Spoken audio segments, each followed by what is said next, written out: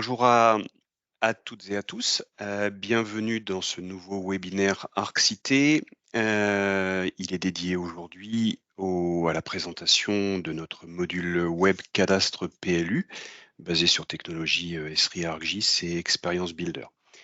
Alors ce webinaire va durer 1 heure à peu près. La présentation qui va se suivre va durer à peu près 40 minutes. Et puis, on va se garder un temps d'échange et de modération pour pouvoir accepter et discuter, échanger sur vos questions que vous pourrez nous poser pendant le déroulé du webinaire. OK. Les interlocuteurs du jour. Je suis Fabrice Lartigou, je suis membre de la direction d'ArcCité, responsable d'agence de La Rochelle en Charente-Maritime. Je vais être votre modérateur pour ce jour. Et puis, je suis accompagné de mon collègue Stéphane Gillet, qui est expert SIG, architecte Esri et qui est également associé dans l'entreprise. Alors, avant de débuter ce webinaire, quelques mots quand même sur ArcCité. ArcCité est un cabinet, nous sommes un cabinet d'ingénieurs conseils dans le domaine des systèmes d'information géographique. On a plus de 20 ans d'ancienneté aujourd'hui, société d'abord créée en Suisse et puis ensuite créée en France. 4 agences pour une trentaine de collaborateurs entre Genève, Paris, Lyon et puis La Rochelle. Comme vous le voyez, on a de très nombreuses références. On pilote chaque année de très nombreux projets à la fois en France, en Suisse, mais également à l'international. La société est ISO 9001 et ISO 14001, avec un certain nombre de collaborateurs qui sont certifiés aujourd'hui en éco-conception des systèmes d'information et en Green IT. Tout cela pour vous dire que le cœur de notre métier reste les systèmes d'information géographique et tous les services autour de l'information géographique. Donc ça va du conseil à la formation professionnelle, en passant par la gestion de la donnée et le développement d'outils sur mesure. C'est le cœur de notre métier. On est un organisme de formation professionnelle certifié Calliope. Vous pourrez aller sur notre portail de formation SIG afin de voir quel est notre catalogue, donc n'hésitez pas à voir l'ensemble de nos sites internet. Recherche et innovation sont le cœur d'ArcCité depuis de très nombreuses années. On a travaillé sur des projets européens et francophones liés à l'innovation. On continue à le faire aujourd'hui dans les nouveaux domaines que sont les jumeaux numériques ou l'intelligence artificielle. Alors, je souhaitais quand même appuyer avant ce webinaire le partenariat technologique que nous avons depuis Esri. Avec Esri, depuis de très nombreuses années, ça fait plus de 20 ans qu'on est partenaire d'Esri. Cette slide vous montre en 2 photos le parcours qu'a pu avoir la société ArcCité avec son partenaire Esri depuis de très nombreuses années. La photo de droite, elle date de 2006 où nous recevions de la part du fondateur d'Esri aux États-Unis le prix du meilleur partenaire mondial. Et 17 ans plus tard, en 2023, nous recevions le prix nous récompensant la fidélité et l'engagement d'ArcCité auprès d'Esri. Donc c'est un partenariat qui est de long terme. L'ensemble des collaborateurs ainsi que la société ont de très nombreuses certifications sur l'ensemble des produits Esri.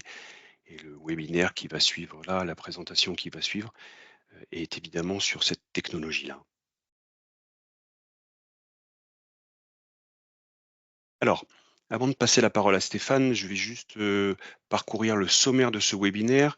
On a vu l'introduction, on va avoir un contexte et historique du développement de ce module. On va voir les fonctionnalités cartographiques dans ArcGIS, que ce soit pour la partie cadastre, mais aussi pour la partie urbanisme. Et puis de l'architecture, les données, les utilisateurs. On finira par un retour d'expérience et de perspective au niveau de ce. Alors, on a perdu Fabrice, je vais terminer sa phrase. On terminera par une session de questions-réponses que Fabrice compilera et que je répondrai avec plaisir. Alors, merci Fabrice pour cette introduction. Bonjour à tous. Donc, je suis Stéphane Gillet, l'assistant Arxité que Fabrice vous a présenté tout à l'heure. Donc, je vous propose de commencer ce webinaire par le contexte et l'historique qui nous a emmené à proposer des solutions en lien avec la thématique cadastre et donc à vous proposer également ce webinaire. Aujourd'hui, la consultation et la gestion du cadastre représentent un exercice qui s'est complexifié avec le temps. De nombreux métiers sont amenés à consulter les plans cadastraux, que ce soit pour des besoins professionnels ou pour les gérer les demandes des citoyens. Soucieux de satisfaire ses clients et de proposer un niveau de service de qualité, Arxité a mis en œuvre des solutions cadastrales pour répondre à de nombreux besoins. Déployés avec succès chez plusieurs de nos clients, nous vous présentons aujourd'hui donc la solution Cadastre PLU que nous avons imaginée et que nous avons développée. Comme Fabrice l'a dit, nous sommes partenaires Esri depuis presque 25 ans maintenant et Arxité a toujours voulu mettre en avant les solutions Esri. Notre expérience justement autour de cette thématique et de ces technologies nous a conduit à mettre en place initialement, je vais y revenir tout à l'heure, une solution cartographique Cadastre PLU avec les outils ArcGIS et forcément au départ avec l'outil ArcGIS Web App Builder. Mais il y a 3 ans, on a anticipé l'obsolescence de cet outil justement, qui n'était pas encore officiellement annoncé, pour démarrer un chantier de refonte et de migration sur plusieurs années. Parfaitement intégré à la plateforme ArcGIS, donc on propose depuis plusieurs années un ensemble de fonctionnalités web et cartographiques autour de la matrice cadastrale de la plateforme ArcGIS et donc aujourd'hui forcément de l'outil ArcGIS Experience Builder que je vais rentrer en détail dans la suite de ces webinaires. Justement, je vous propose de commencer par une présentation des fonctionnalités cartographiques mises en place autour d'ArcGIS, du cadastre et du plan local d'urbanisme. Un module cadastre et PLU a donc été développé par Arxité afin d'assurer un déploiement intégré ArcGIS Entreprise et Experience Builder. Pour rappel, Experience Builder, c'est un outil qui vous permet de mettre en page simplement des applications web et cartographiques sans aucune ligne de code. Forcément, il est facilement comparé à Web App Builder, qui est l'ancêtre, on va dire, du générateur d'applications. Mais Experience Builder est surtout un outil qui offre un niveau de personnalisation beaucoup plus élevé que son prédécesseur en interagissant avec la plateforme et les données ArcGIS.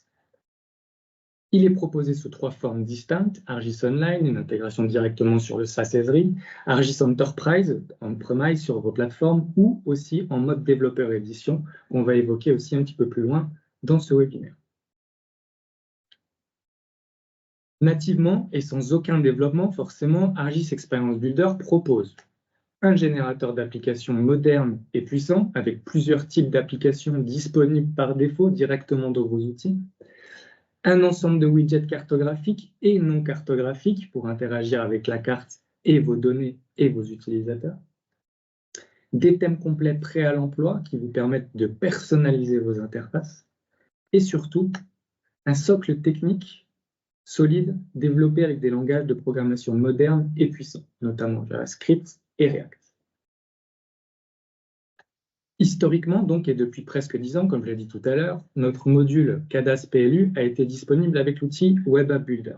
Générateur star à son époque, il nous a permis de déployer des dizaines d'applications multithématiques auprès de nos clients et aussi, bien sûr, Cadastre et PLU.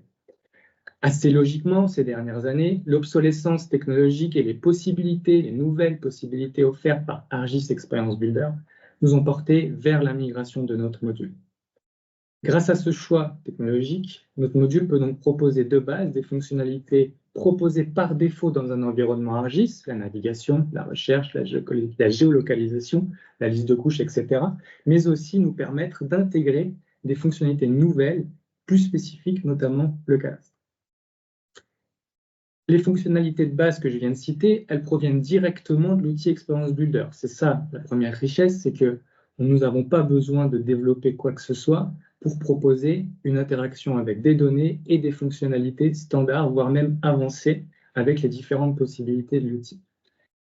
Ça signifie forcément qu'en parallèle de notre module, la richesse du générateur est exploitable, sans aucun problème, mais aussi la richesse de la plateforme ArcGIS. Et c'est là où c'est intéressant, et on va revenir dans ce webinaire justement sur ses capacités, c'est que le générateur couplé à la plateforme ArcGIS apporte tout un lot de fonctionnalités et une certaine richesse très intéressante. et en dernier lieu, un haut niveau de développement personnalisé qu'on peut intégrer forcément. Donc ces trois arguments font que notre solution que nous proposons est parfaitement intégrée à son environnement. Sur les bases d'une application ArcGIS Experience Builder et de ses capacités par défaut, notre module propose tout un ensemble de fonctionnalités cadastrales spécifiques. Celles-ci sont intégrées par défaut dans un thème proposé par l'outil pour lequel nous intervenons en premier pour proposer une expérience utilisateur. Bien avant en fait les fonctionnalités cadastrales, tout ce qui va être intéressant pour l'utilisateur final, notre niveau de personnalisation, nous estimons qu'il est important que l'utilisateur dispose d'une interface soignée, performante et sensible à ses attentes. Donc notre expérience, elle est déjà mise à discontribution dès les prémices de la conception afin de définir une interface intuitive, intégrée et performante. À l'écran, vous pouvez voir deux exemples de nos intégrations récentes pour lesquelles nous avons déjà travaillé le design, puis ensuite l'intégration technique. La navigation sur la carte, forcément, la première fonctionnalité majeure, elle est enrichie par les données ArcGIS, donc cadastre, PLU s'il existe forcément, ainsi que toutes les autres données potentiellement pertinentes pour vos utilisateurs. La fonctionnalité majeure et utilisable intuitivement, c'est donc la consultation des informations parcellaires au clic sur la carte, forcément, avec une interaction simple, et aussi une gestion des accès différenciés par commune ou regroupement de communes. L'application peut s'ouvrir directement sur la ou les communes de l'utilisateur selon ses droits. C'est une partie qu'on va voir un peu plus loin également dans ce webinaire. Et les parcelles et données associées sont accessibles en un seul clic sur la carte et utilisables donc dans l'application cartographique avec notre widget que je vais vous présenter, mais aussi tous les autres widgets d'une application Experience Builder.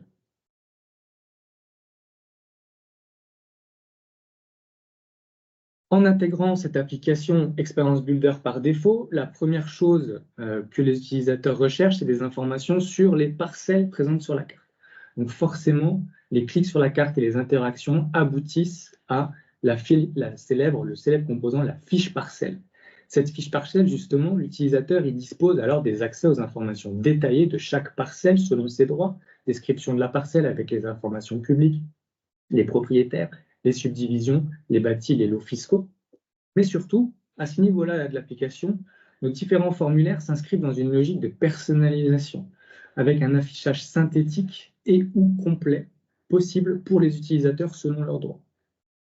Une configuration possible des champs affichés qui peuvent différer selon nos clients. On peut personnaliser les formulaires à souhait. Une gestion des accès différenciés, un mode cadastre allégé et une vision grand public.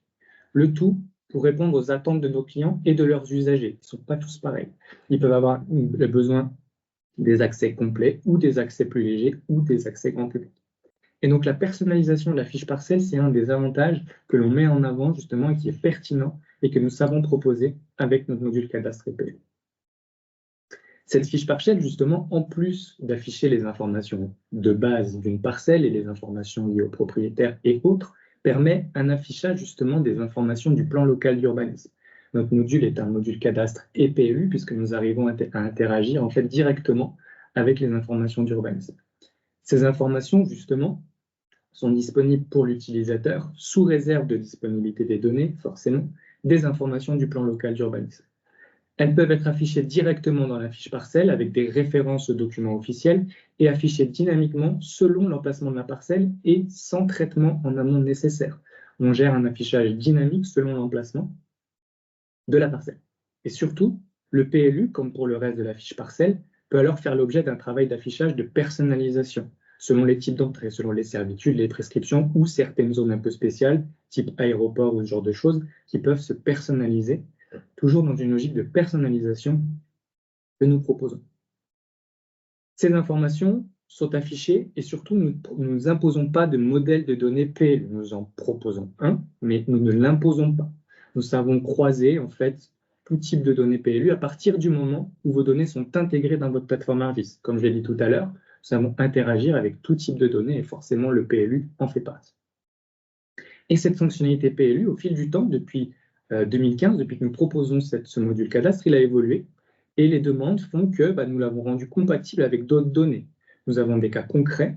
Nous avons mis en place, par exemple, le croisement de la fiche parcelle avec des zones inondables, avec des zones commerciales, avec d'autres types de données qui permettent de connaître l'environnement dans lequel est implantée une parcelle, justement pour que les utilisateurs puissent se rendre compte de l'environnement de la parcelle et disposer des informations légales de cette parcelle liées au PLU, aux zones inondables ou aux zones commerciales. Enfin, chaque fiche parcelle propose à l'utilisateur un ensemble de documents. Il peut forcément consulter de façon dynamique les différentes informations, mais il peut aussi faire des exports d'un plan cadastral, document standard qui résume les informations essentielles d'une parcelle avec un plan qui est imprimable, qui est au format A4 ou A3. Le descriptif détaillé de la parcelle, document beaucoup plus complet avec l'ensemble des informations concernant la parcelle, le croisement des données possibles, le PLU, les zones inondables, etc. Mais aussi une gestion des accès. Ce que l'utilisateur voit dans la fiche parcelle le verra dans le descriptif détaillé de la parcelle. Et inversement, s'il ne voit pas les informations dans la fiche parcelle, il ne les verra pas dans ce descriptif détaillé. Et le relevé de propriété, forcément obligatoire, document officiel qui résume les propriétés bâties et ou non bâties d'un propriétaire. Par défaut, on propose ces 3 documents. Dans quasiment 99% des cas de nos clients, c'est suffisant. Mais par contre, on peut personnaliser ces documents, logo, couleur, disposition, mais aussi en intégrer d'autres, si besoin, pour des besoins plus spécifiques, pour générer tout simplement des documents spécifiques et en corrélation avec les attentes de nos utilisateurs. En plus de cette fiche parcelle et de la consultation sur la carte, l'utilisateur dispose d'un module de recherche complet et multicritère. Donc, par défaut, par référence, commune, section, parcelle, avec toutes les informations classiques, on va dire, propriétaire, numéro de compte, voie, numéro, et aussi surface minimale, maximale. C'est un module qu'on nous a demandé, qui est très utilisé pour pouvoir, par exemple, rechercher sur une commune les parcelles qui font plus de 1000-1500 m², voire plus. C'est très, très utilisé par nos utilisateurs. Et aussi un mode de sélection graphique par croisement. Sur les bases de quelques informations saisies, l'outil guide simplement l'utilisateur pour le mener efficacement aux parcelles dont il a besoin, au listing qu'il souhaite composer. Ce listing peut être forcément exporté en CSV ou au format tableur pour permettre à l'utilisateur de travailler ses résultats et les obtenir dans un outil tableau pour des statistiques ou autres. Je reviens rapidement sur le mode de sélection graphique, croisement. J'ai parlé tout à l'heure des zones inondables, des PLU à la parcelle. Grâce justement à ce module de croisement, on peut aussi faire l'inverse. Donne-moi toutes les parcelles qui sont dans cette zone inondable, grâce à notre module justement de recherche complet multicritère.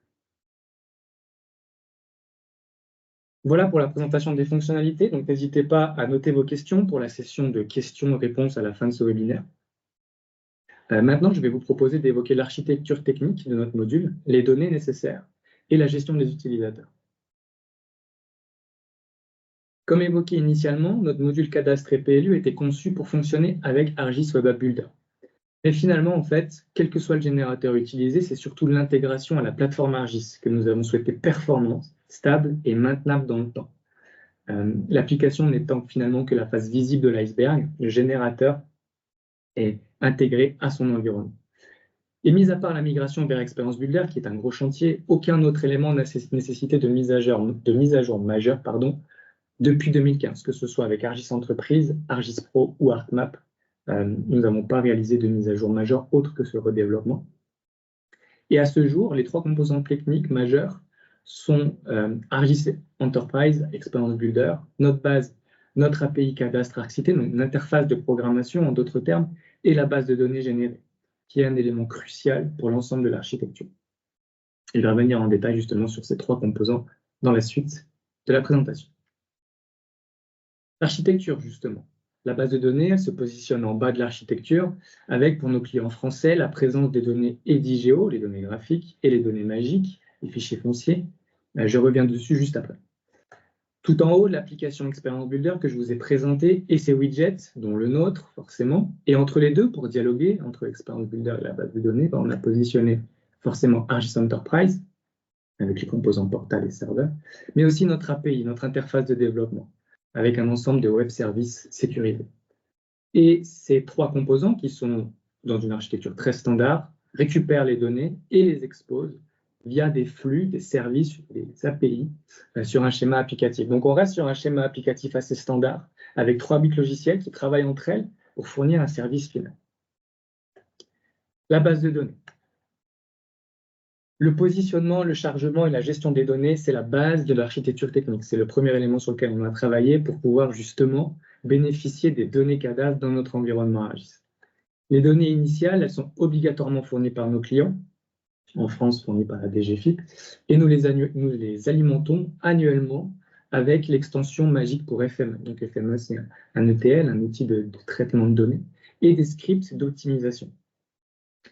Nous nous basons sur le modèle VMAP de l'éditeur VRMS qui nous permet justement de modéliser les données cadastres et qui nous permet d'intégrer les données directement en base de données. Et nous stockons justement ces données dans une base ARGIS SDE dont l'utilisation parallèle est totalement libre. Le modèle VMAP est assez simple, parcelles, les bâtiments, etc. Il n'y a rien qui réinvente la roue, mais surtout, on a axé ça autour d'une utilisation parallèle libre, que ce soit via d'autres flux applicatifs ou directement dans ARGIS Pro. Pour exemple, on n'impose rien sur le nommage des couches, sur la symbologie, ça n'a aucune importance dans le reste de l'architecture. On intègre les données, mais après, nos clients en font ce qu'ils veulent. La seule chose qu'on impose, et c'est assez logique, c'est la présence de la couche des parcelles. Forcément, si la couche des parcelles n'est pas présente dans les différents modules que nous manipulons, ça va être un peu compliqué. Donc forcément, c'est la seule contrainte que l'on impose et elle est assez simple. On assure une compatibilité PostgreSQL, Oracle ou SQL Server, les trois plus grands systèmes de gestion de base de données du marché. Cette base de données, justement, au-dessus de la base de données, comment nous l'exposons en fait à notre application. Et là, c'est là où ARGIS Enterprise et notre API cadastre de développement, notre API sécurisé, entrent en jeu. Les données sont exposées tout d'abord par l'intermédiaire de notre API cadastre, sous la forme de services web sécurisés. Donc, c'est une API que nous avons développée, que nous déployons généralement au même niveau que le serveur ARGIS. Nous n'avons pas besoin d'une grosse architecture, nous avons besoin d'une architecture ARGIS Enterprise déjà existante ou que nous mettons en place. Et nous déployons généralement cela au même niveau que le serveur ARGIS. Elle nous permet d'exposer de façon sécurisée les données non publiques, justement, au reste de l'application. Et parallèlement, l'ensemble des données cartographiques sont exposées via ARGIS Server. Nous avons besoin uniquement de 2 services cartographiques et nous respectons au maximum les standards de la plateforme, en évitant toute configuration particulière à ce niveau, en laissant justement les utilisateurs, quand ils ont un projet ARGIS Pro, libre sur la publication des services.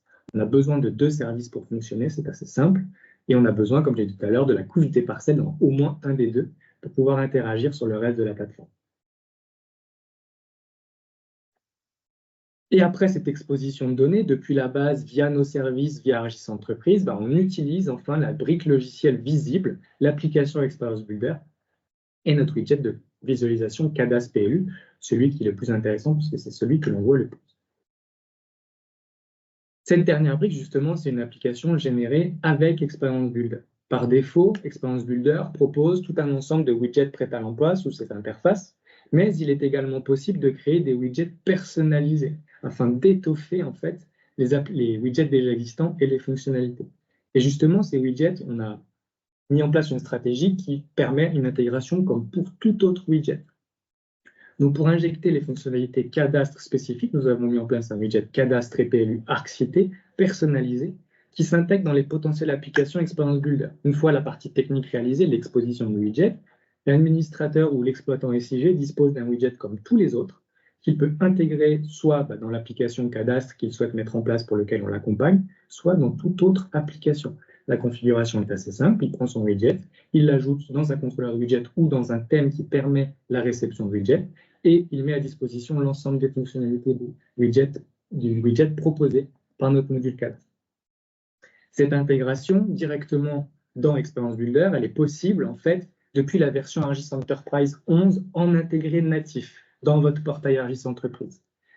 Les versions antérieures, inférieures à 10.9.1, on est obligé, en fait, c'est la technologie qui l'impose, mais ce n'est pas très grave, d'utiliser en fait un composant intermédiaire, qui est en fait la version développeur édition, pour permettre d'injecter des widgets personnalisés. Les widgets s'intègrent nativement à partir de la version 11 et ensuite de façon un peu plus technique pour les versions d'avant via Experience Builder Développeur Edition. Finalement, pour l'utilisateur final, il n'y a aucune différence dans l'usage. La différence, elle réside seulement dans l'administration et la génération de l'application, la maintenance qui est réalisée dans un environnement légèrement différent.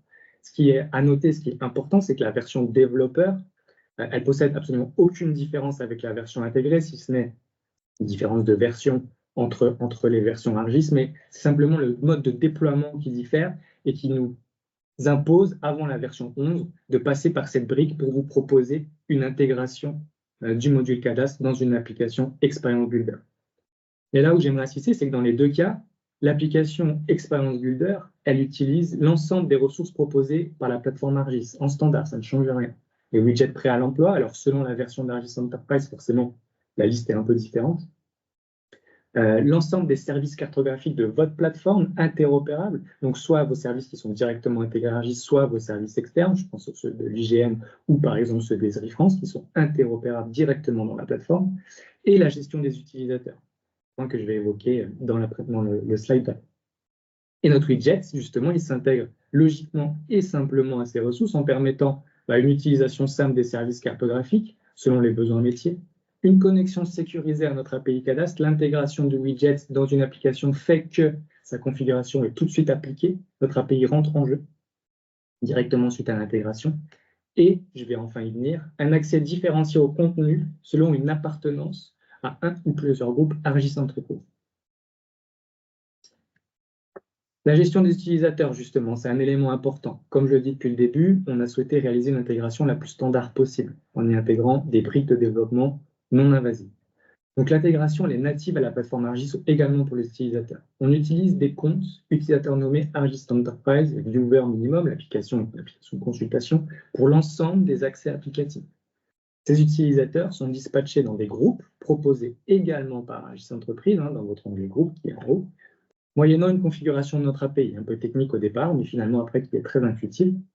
Et on applique simplement des règles d'appartenance à des groupes pour accéder à telle ou telle commune, ou tel regroupement de communes, voire même à telle ou telle sous-partie d'une commune selon les communes. Vous pouvez voir à l'écran, j'ai pris l'exemple du Grand Lyon, qui peut se découper en arrondissements. Nous n'ajoutons pas de fonctionnalités supplémentaires ou d'interfaces supplémentaires pour gérer les droits. L'appartenance au groupe ArcGIS suffit pour dire j'ai accès à tel ou tel niveau de droit dans l'application. Sur demande et selon les besoins de nos clients, il est possible également d'interfacer d'autres types de gestionnaires d'accès.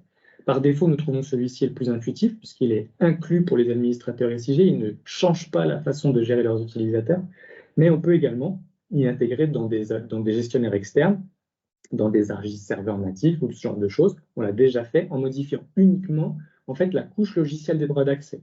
On a pensé notre architecture technique pour ne pas avoir à modifier chaque brique selon si l'on changeait soit la sécurité, soit la gestion de base de données. On change uniquement une brique logicielle qu'on redirige. En gros, on débranche une prise pour la brancher ailleurs.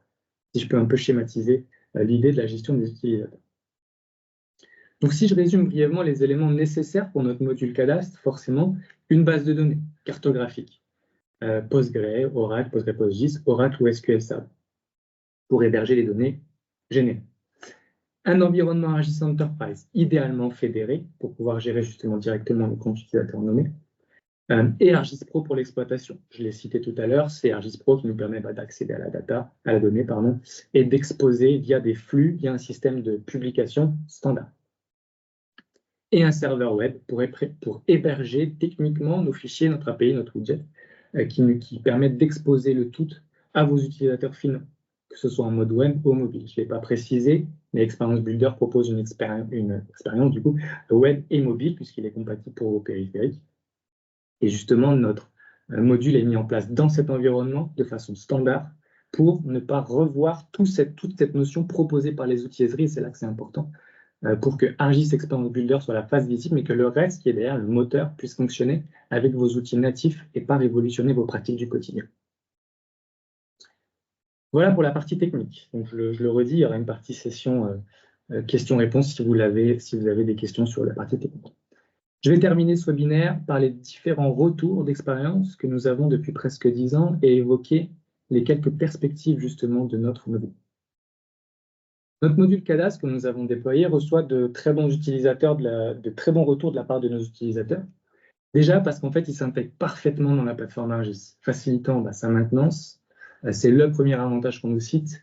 On ne révolutionne pas les usages du quotidien, on publie des services, on gère des données dans une base DDE et on gère des utilisateurs dans ArcGIS.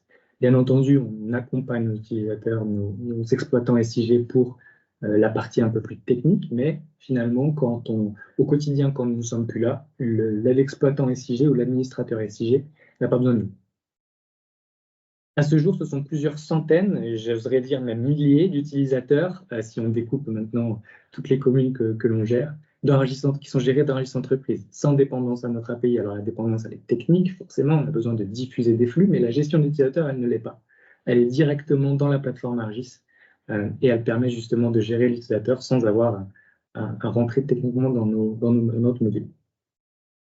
On a aussi des retours sur la simplicité d'utilisation, sur la fiche parcelle, sur l'interférence en fait avec les données et la fiche parcelle, le module de recherche. C'est simple et intuitif, du fait que l'on travaille l'ergonomie en amont pour avoir des actions qui sont disponibles en 1, 2, maximum 3 clics pour l'utilisateur qui n'est pas recherché l'information dont il dispose suite à potentiellement une petite formation, mais que ce soit simple et intuitif au quotidien.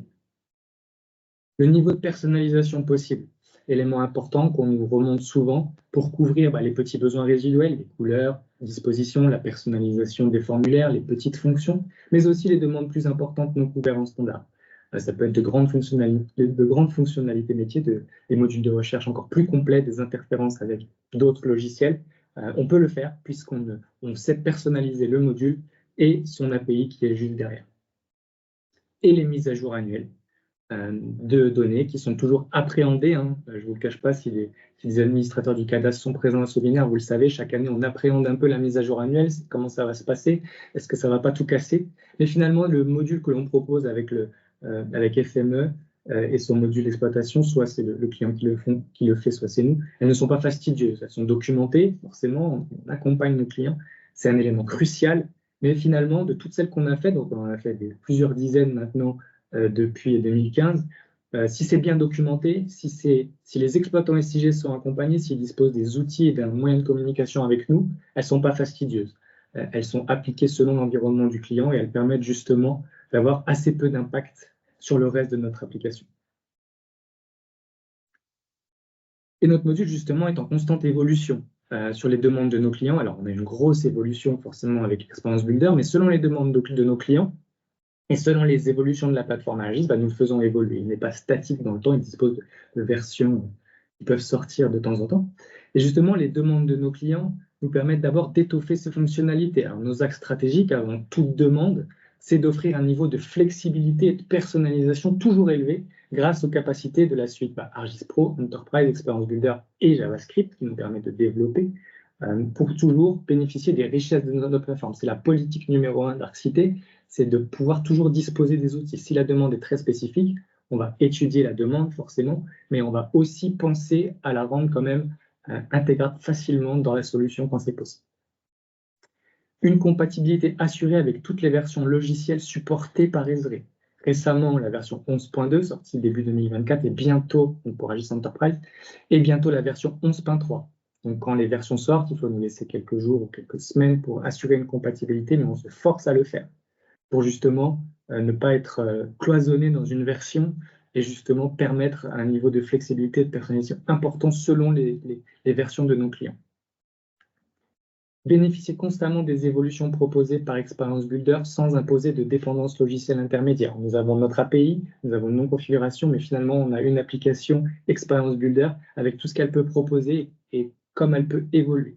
Et justement, le nombre de widgets disponibles aujourd'hui, vous le savez, Experience Builder, il évolue à chaque version, les modifications de widgets, les améliorations évoluent, et ça, nous ne freinons pas par ça. Si une nouvelle version arrive, nous nous forçons à la supporter pour justement vous permettre, selon la version que vous déployez aussi chez vous, de bénéficier de ces widgets. Ce serait dommage de ne pas pouvoir profiter d'un nouveau widget Experience Builder dans notre application parce que nous imposons des dépendances logicielles.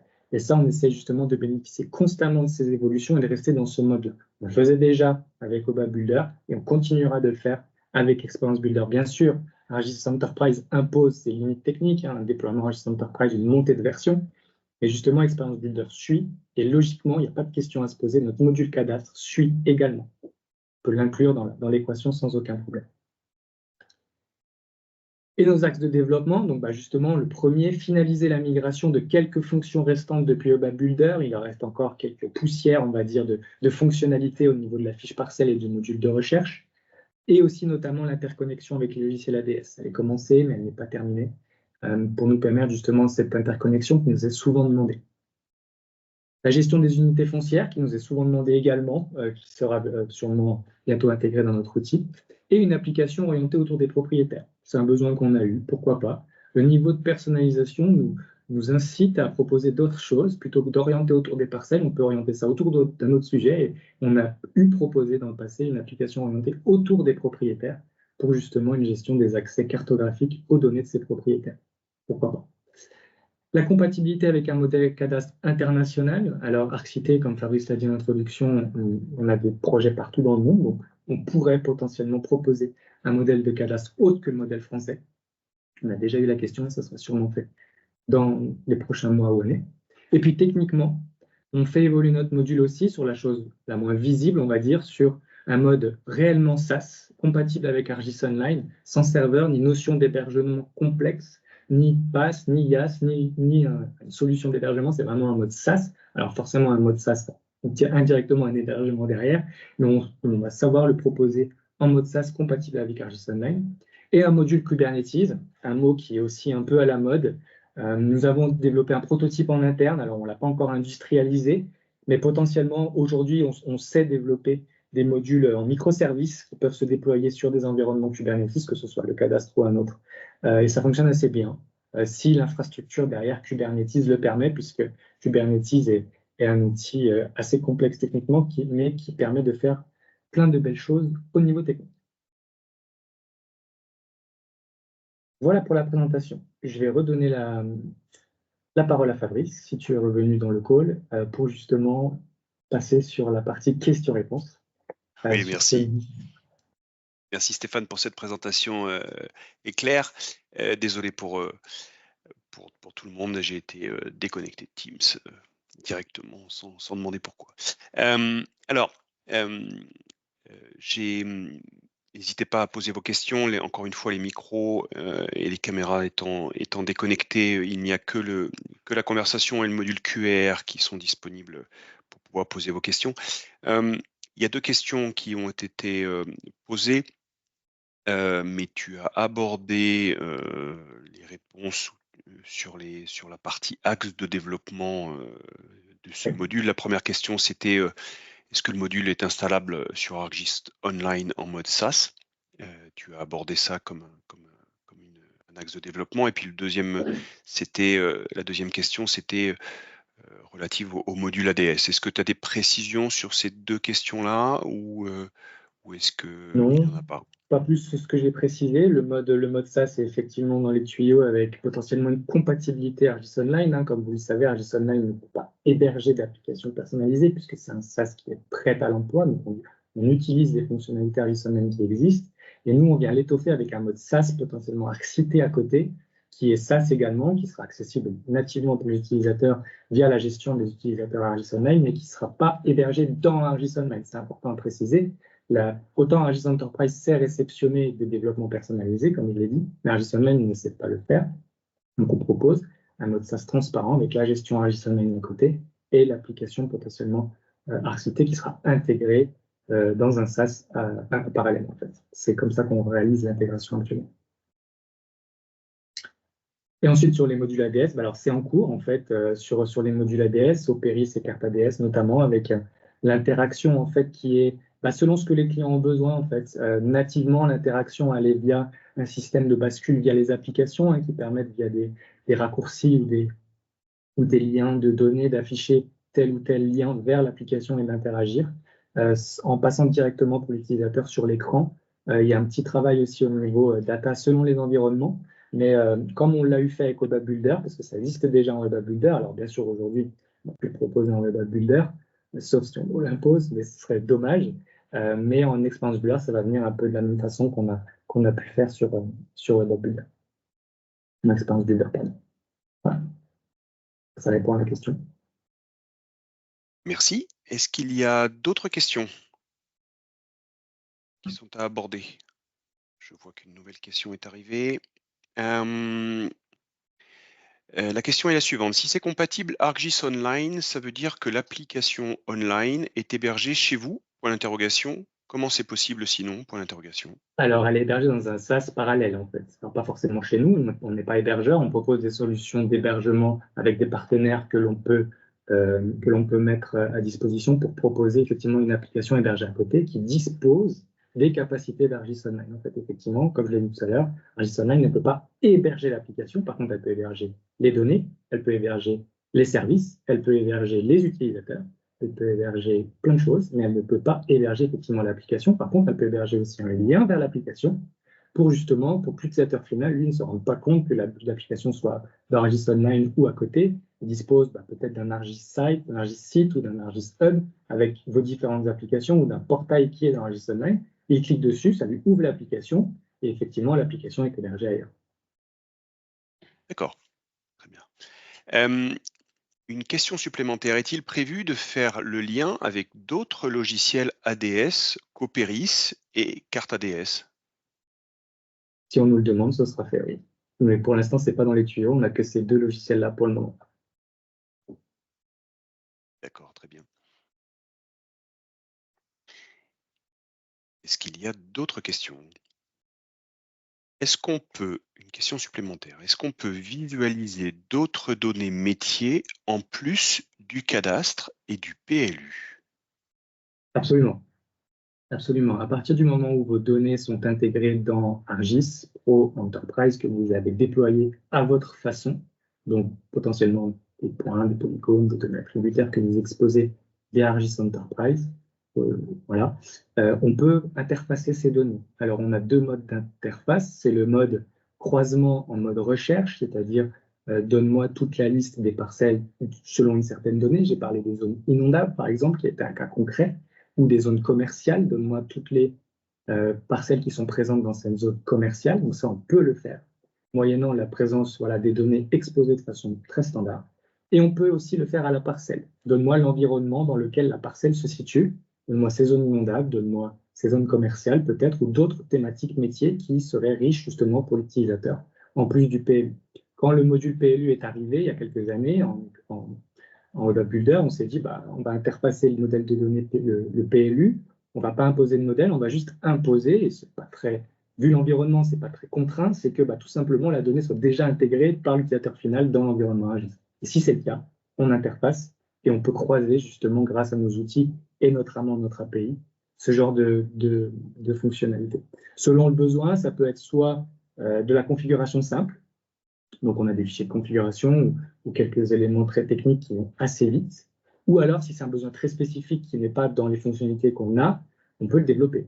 Par exemple des alertes, je ne sais pas, ou une autre fiche, ou l'ouverture d'un autre widget, on peut potentiellement le développer et offrir le niveau de personnalisation que vous attendez dans votre application ou dans notre module Cadastre PE. D'accord. Ouais. Patrick pose la question suivante. Il veut juste valider que les données sont hébergées chez l'utilisateur. Alors les données sont hébergées dans votre infrastructure. L'utilisateur, lui, il ouvre une application web. Donc, une application web, c'est un navigateur dans lequel il affiche des données pour lesquelles il a le droit. Donc, les données, non, c'est l'exploitant SIG et l'administrateur SIG qui les héberge dans son environnement. Nous, on sait proposer des solutions d'hébergement, mais finalement, c'est celle de l'administrateur SIG. Donc, c'est une base de données qui est déployée sur un environnement, comme je l'ai dit, Postgre, PostGIS, Oracle ou SQL Server. En gros, c'est quasiment toutes, voire même d'autres, en fait. Je ne l'ai pas dit, mais toutes les bases potentiellement compatibles avec SDE, je sais qu'il y a aussi MySQL et d'autres, ça pourrait aussi être compatible, mais on ne l'a pas fait. On l'a juste fait sur ces trois-là parce que c'est vraiment les trois les plus déployés chez nos clients. Alors, Patrick, qui est dans un pays étranger, en République démocratique du Congo, demande si Arcité pourrait avoir accès aux données collectées dans son pays. Alors, la RDC est donc sur un modèle de données cadastre évidemment différent, mais tu as abordé la question, ça fait partie des axes de développement de porter le module sur un modèle de données générique global sur le cadastre. La question d'avoir accès aux données collectées en RDC, c'est la même chose que la question de la donnée en France. À partir du moment où le client met à disposition la donnée auprès d'Arxité pour pouvoir l'intégrer dans le module cadastre, c'est la même chose, c'est le même workflow que nous avons avec les clients en France. Donc, que le client soit dans un pays étranger ou en France, c'est le client qui a d'abord accès à la donnée et qui a le droit d'avoir accès à la donnée qu'il met à disposition d'Arxité pour que nous l'intégrions dans le module cadastre mis à disposition dans votre infrastructure. Je vois qu'il y a une question sur le coût. Alors, on ne va pas aborder la réponse et la question liée au coût ici dans ce webinaire. À votre disposition pour échanger sur la partie tarification qui évidemment évolue en fonction des actions qui vont nous être commandées pour votre module cadastre. Donc, n'hésitez pas à revenir vers nous. Vous avez les coordonnées de Stéphane et les miennes dans la slide sous les yeux. N'hésitez pas à revenir en direct. On pourra échanger avec vous directement.